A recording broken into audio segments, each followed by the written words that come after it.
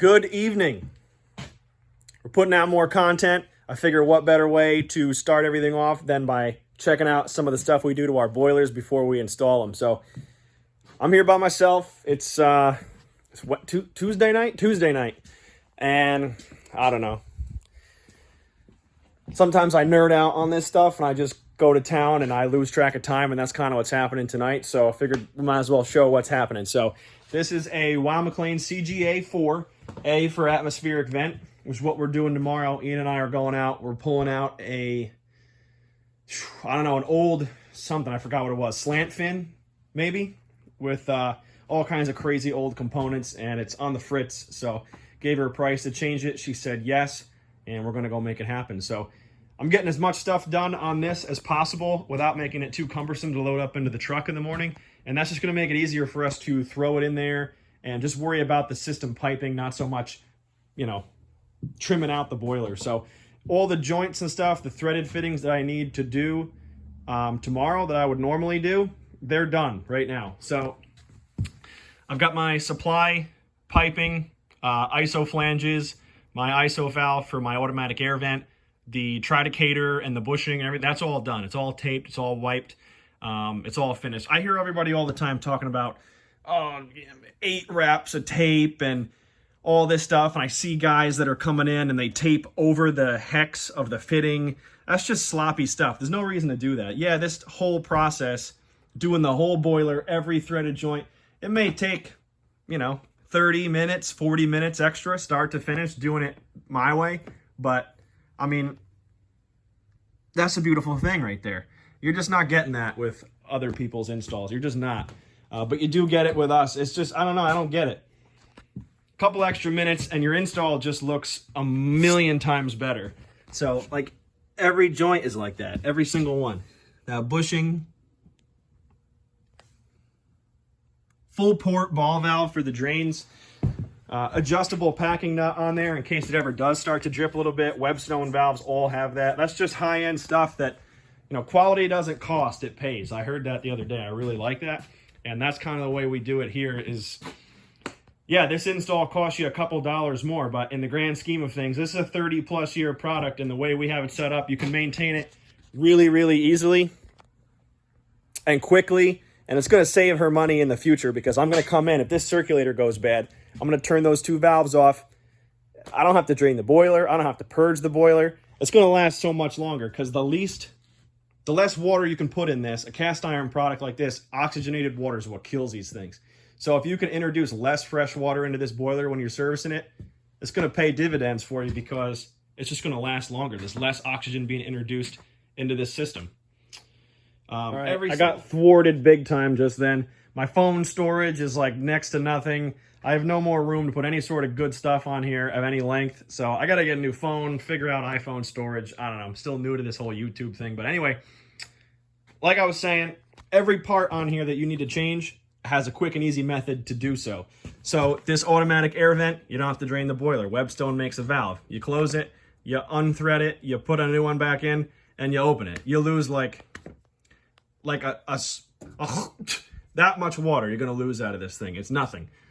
Circulator, you got a flange on the bottom and a flange on the top. And some people put none. Actually, I would say most people put none. Some people put one, but if you put one on the top, you still have to drain the whole boiler. The whole heat exchanger, the whole boiler has to be drained. So you have a valve on the top and a valve on the bottom. You close both. You pull the circulator out. You lose maybe a half a cup of water, if that. You have to turn it back on. You get the boiler operational again in no time, and you do not have to purge anything. It's a beautiful thing. These flanges, yeah, they cost like a couple of dollars, but they're beautiful. Webstone makes incredible, high-quality stuff. And really, there's no one out there making things like this. I mean, some people put their name on this, like FW Web, I think, puts their name on these. But they're the same exact thing. And this is already set up for 1-inch press. So you don't have to put a male adapter in there. It's one less joint that you have to worry about leaking down the road. This whole thing is one piece, other than the swivel. The swivel moves. But it's one piece, so you don't have to worry about a threaded joint leaking. I mean, that's not really, if you do it right, you don't really have to worry too much, but 3 wraps and goop, or paste, whatever you want to call it.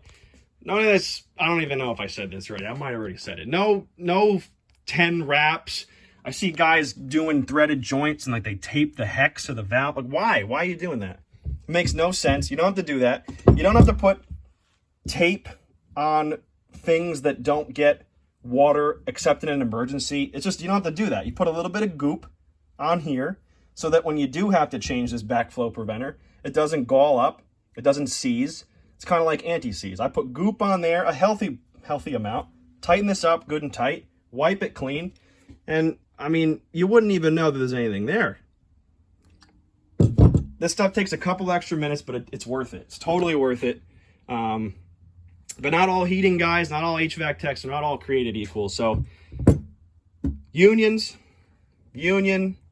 This thing is going to be on unistrut. So when you attempt to spin this to take this feeder apart, the fast fill lever is going to hit the wall. So we thought about that, and we did a union on both sides. So when this needs to be changed, because this will need to be changed, it's a guarantee. You loosen this union, the whole thing comes right off the wall. You can change one or the other or both. And then you use the exact same union, you put it right back, tighten it up, and you're done. We do a valve valve before the feeder, and there's one after, before the water enters the return piping. So again, you lose minimal water. You don't have to drain the boiler. You're isolated from the system's potable water from the house, and you're isolated over here, we'll show that tomorrow, from the hydronic piping. So you're going to lose minimal water, nil.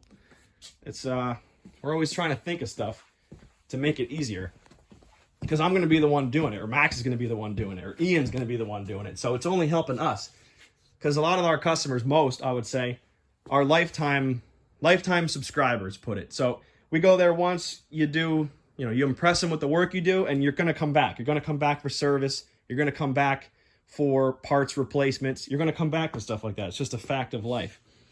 So we got another box with stuff that's already pre-taped and sealed up, ready to go. So we got purgers for getting the zones done.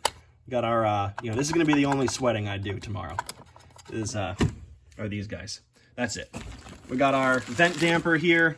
And then, again, for the expansion tank, Webstone makes this too. This isolates the tank from the system, and it purges the tank right from this little hose port right here. So you don't have to drain any water from the system. It's unbelievable. Nobody uses these except us. I don't really get it. And there's the other valve right there. Isolate the system from the feeder.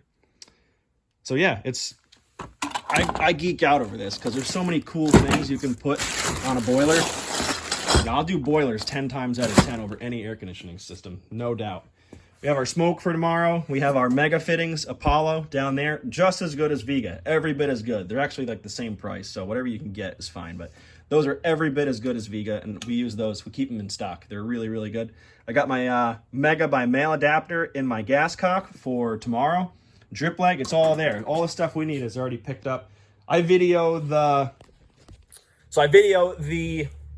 job when I do the estimate.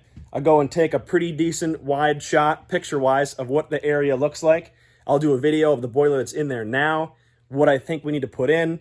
I tried to sell this woman on an indirect storage tank, but she wouldn't go for it. So we're just doing the boiler. The old water heater is going to stay. And then I take that and I draw up, a schematic of where I think I can fit things and what materials we'll need so that when we're ready to go, we're ready to go. So look at this beautiful stuff here. Knipex and Klein. That's the best. And Vito to keep it all in. So that's pretty much it. We're going to do an update video tomorrow during the install. Ian and I will be rocking and rolling. I'm going to try to do it. Okay, I'm getting shut down. I got to wrap it up. My phone is terrible. I got no storage. But we'll see you tomorrow during the install, and we'll show all kinds of stuff, how we get her done. And we'll do like a before and after thing, if I can remember. So that's the story. And like, comment, subscribe, all that stuff that YouTube people say, yada, yada.